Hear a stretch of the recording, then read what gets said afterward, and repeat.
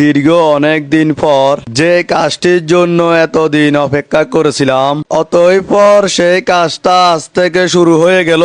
আমার অনেক প্রিয় ভাইরা আমাকে অনেক পাগল করে ফেলাইতেছেন। মেসেঞ্জার ও হোয়াটসঅ্যাপে প্রত্যেকটি জায়গায় আমাকে মেসেজ দিয়ে বলতেছেন, মতিন ভাই আপনি যে ঘরটা দিচ্ছেন এই ঘরের মূল অংশটা কি?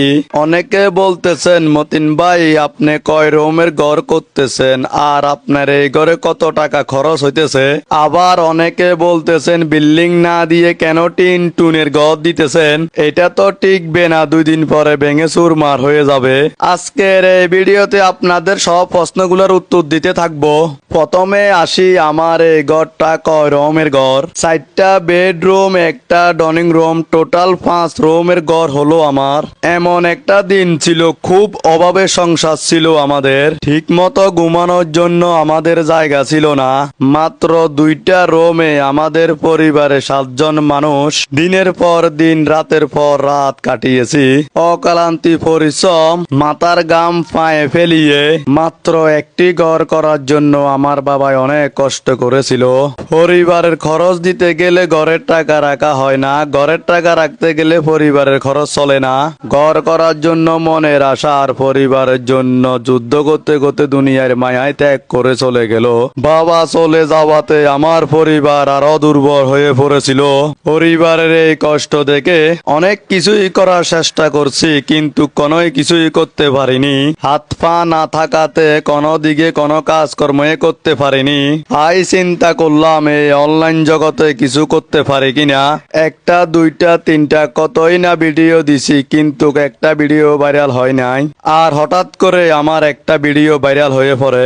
আর আপনাদের এই ভালোবাসা দেখে আমি আরো দিন দিন ভিডিও করার জন্য উৎসাহিত হয়ে পড়ি। আর আপনাদের এই ভালোবাসায় আমি এত দূর আসতে পারছি। খাই খুঁটি করে 1 টাকা 2 টাকা করে জমিয়ে আজকে নিজের একটা স্বপ্নের বাড়ি করতেছি। আমি কখনো ভাবিনি আমার বাবার স্বপ্নটা আমি কখনো পূরণ করতে পারবো। সব কিছু আপনাদের অবদান, আর আপনাদের যদি এই ভালোবাসা না থাকতো আমি আজকে কিছুই করতে পারতাম না। চলে আসি মূল কথাতে। বিল্ডিং না করে কেন টিনের ঘর করছি? বিশেষ করে আমাদের ফেনী জেলায় অনেক প্রবাসী ব্যবসায়ী সহ আরো অনেক বড় বড় লোক আছে।